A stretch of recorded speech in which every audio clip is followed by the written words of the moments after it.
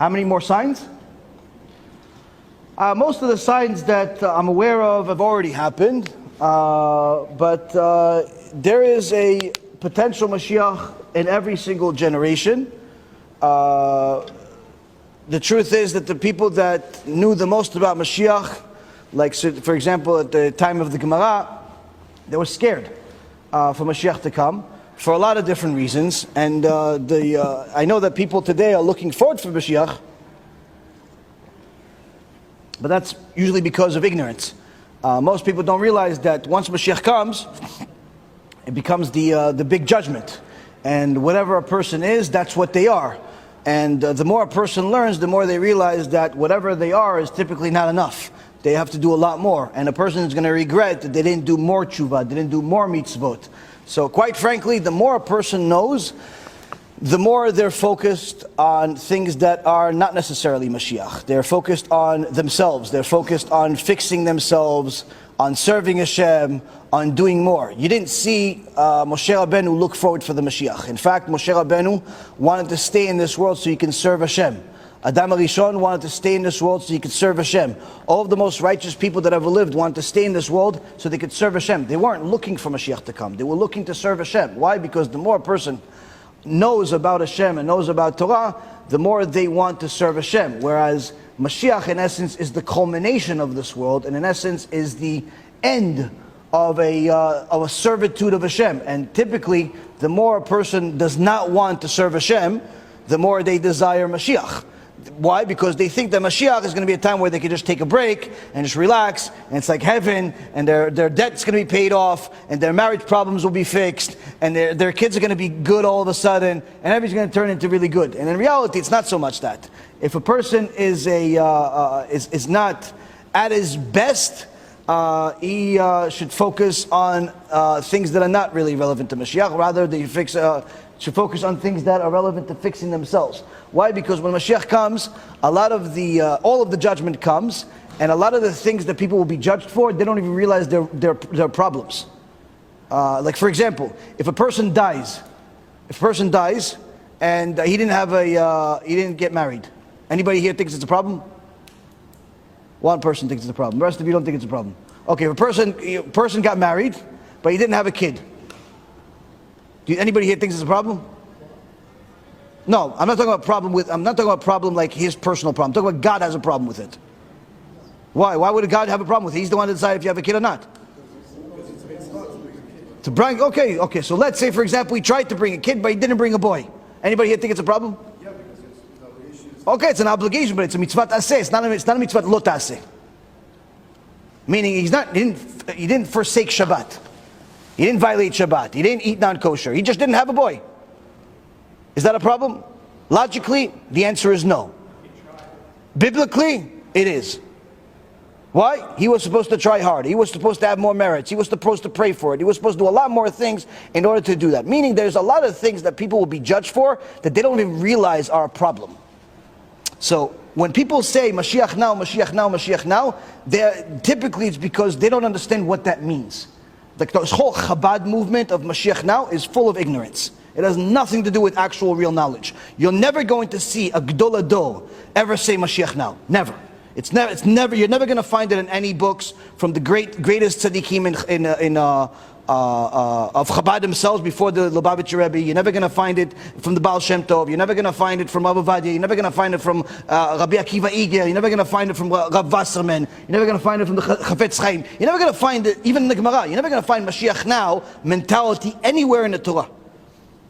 Never going to find it. Why? Because what Mashiach means is the culmination of the world, which means that whatever you are, that's it. Now, anyone that thinks that they're ready is not ready. How do we know? David HaMelech didn't think he was ready. Moshe Rabbeinu didn't think he was ready.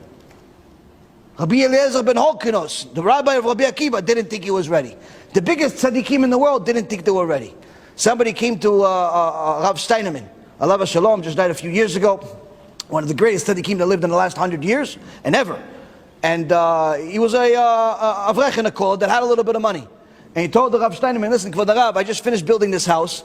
It was 3 years it took, and it's a beautiful house. We got some money and everything. But now that it's finished, it's such a beautiful house, I'm scared that it's going to take some of my merits in Gan Eden. What does the Rav think? Do you think it's going to take some of my merits in Gan Eden? Rav Steinemann is already 90-something years old. And he looks at the guy, he looks at his Gabai, one of his helpers. He says, look at this. Here we have a Jew that's already in his 90s. Every moment of the day he thinks about, is it possible for him to avoid Gehenom? And yet here we have this youngster that is sure that he's going to heaven, so much so that he's worried about losing a piece of it because of his house. Meaning that the more a person knows, the more he knows his obligation, and the more he knows about the depth of judgment, and the more he's concerned about those things, those obligations, rather than the salvation. Why? Because the salvation is never something that the sages say, oh, when the salvation comes, all of the tzaddikim are going to be saying, yay, Mashiach, go Mashiach now, and start putting tapes and CDs from back in the day about Mashiach. And that's not going to happen. You know what the Chachamim say about Mashiach happen when he comes? All of the tzaddikim will start crying. All of the tzaddikim will start crying. Why? Because Hashem is going to show them the mountain of obstacles they had to overcome in order to survive Mashiach. And all of the Reshaim will also overcome. Because Hashem is going to show them the little hill of obstacles that they didn't want to overcome. And therefore they're going to be destroyed. Meaning, no one is going to scream Mashiach now, even when Mashiach is now. Why? Because it's not a culmination of, oh great, now everything is going to be taken care of, but quite the opposite. It's going to be an achievement for those that are concerned about serving Hashem non-stop, to the point where they don't have time to think about, is he going to come, he's not going to come. Why? If I'm thinking about him coming, not coming, I'm not doing my job. It's not helping me serve Hashem better by determining whether Mashiach is going to come through this war with Russia and Ukraine, or it's the next war that we don't even know about yet, or it's none of that's going to help you serve Hashem. What's going to help you serve Hashem is doing mitzvot, working on our midot, fixing ourselves, helping people do tshuva, all of those other things. And the more a person is concerned with those things, the less he's concerned about the exact timing of Mashiach. Hence the reason why the Rambam writes, anyone that puts a time on when Mashiach comes is cursed from heaven. And it's a big thing for the Rambam to say, cursed from heaven, to say that the Mashiach is going to come at a certain time. Yes, cursed from heaven. We see from here that it's cursed from heaven in a couple of ways. Cursed from heaven because he's going against the Torah and putting a timing on something, but cursed from heaven also from the mentality. From the mentality of thinking Mashiach, Mashiach, Mashiach. Look what happened to Chabad. Look what happened to Chabad since the Lubavitcher Rebbe has left this world. It's deteriorated to the point where much of it has turned into almost a different religion. With all due respect to the history of Chabad, and all due respect to the good that Chabad still does in this world, if you look at the amount of Talmidei Chachamim that actually give this world a reason to exist, and you count how many of them come from Chabad today, it's almost non-existent. If you see how much wisdom is delivered to the masses by rabbis, by Talmidei Chachamim, and you count among them how many are Chabadniks, it's almost non-existent. If you see how much heresy comes to the world, heresy, things that are against the Torah, God needs you, or that nobody goes to Gehenom, everybody goes to heaven, all types of nonsense that comes to the world, and you see Chabad is the dominant force there. They're producing more heresy, more garbage in the world than simply anybody, even more than Reform. Because nobody counts the Reform as Jews anymore. So it's sad that happened in the last 30 years.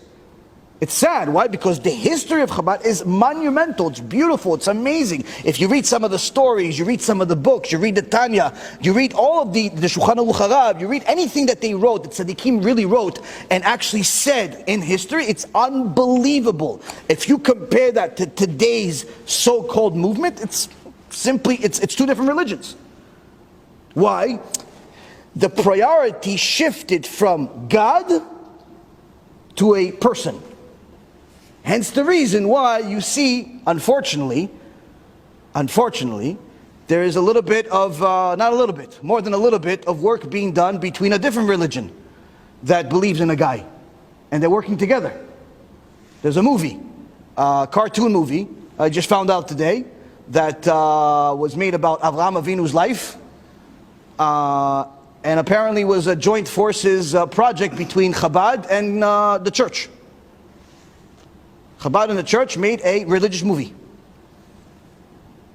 Find me one posek that says it's allowed to do such a thing. One posek that says it's allowed to do such a thing. So again, if the Lubavitcher Rebbe was still alive, he would never allow such a thing to happen. If the Baal Tanya was still alive, he would never allow such a thing to happen. No, so that's the thing. So it's important for us to understand. We have to always remember the number one focus of our life is to serve HaKadosh Baruch Hu. Not to look for salvation for ourselves, not to look for joy for ourselves, not to look for any type of pleasure. You have pleasure, you have good, you have parnasah, you have to pray for it, but that's not the purpose of your life. Your purpose of your life is not Mashiach. Your purpose of your life is not to have the biggest house. The purpose of your life is to serve Hashem to the max. That's the purpose of your life. The moment we transfer that purpose from serving Hashem to serving a person, whether that person is a rabbi or a person is yourself, you have turned away from God. You've turned away from Judaism. And that's in essence where a lot of things go wrong. And this is part of the reason why the Gaon Mivilna was very much against Chassidut altogether, because that's what he foresaw. He foresaw that Chassidut is shifting the focus from God to the rabbis. Which he is right, to a certain extent. Not about all Chassidut. Surely there's a lot of good Chassidim, good Tzaddikim that are around the world. But if you look, if all we had in the world is, let's say, the Chabad and Breslov movements that are what we hear about the most, then the Gaon Mivilna was 100% right. The world would be better off without them. Jews will be better off without them. On the other hand, if you're talking about 50 years ago, then no, it's perfectly fine to have them. It's good to have them. It's great to have them. It's wonderful to have them. Why? Because there was still the same common belief. And that's the thing. That's one of the things when you don't have a leader that rabbi that's going to lead you back to where you need to be. Right now, there's in essence no leader in Chabad. Everybody's their own. Everybody's a cowboy. Everybody does whatever they want to do. Nobody calls the shots.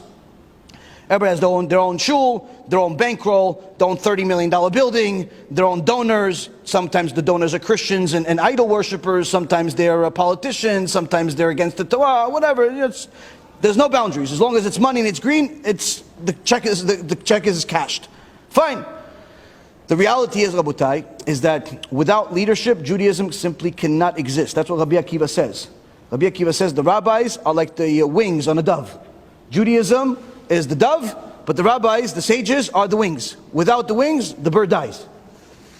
And that's in essence what's happened. What's happened in the world today is that even the Gdolei Ador, the righteous sages that we have, still, many people don't listen to them. Many people don't listen to them. You know, people say, oh yeah, it's too bad that Rav Kanievsky passed away. Did you listen to Rav Kanievsky?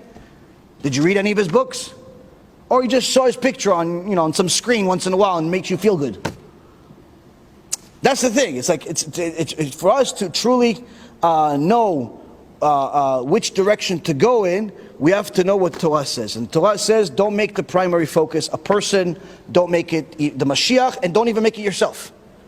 Make it serving Hashem. The more you focus on serving Hashem, the more happy you will be. The more happy your daughter will be. The more happy your wife will be. The more happy everything, the more happy Hashem is going to be. Why? Because serving Hashem is for your own best interest. It's just that it doesn't come to us naturally. Therefore, Hashem gave us the instructions.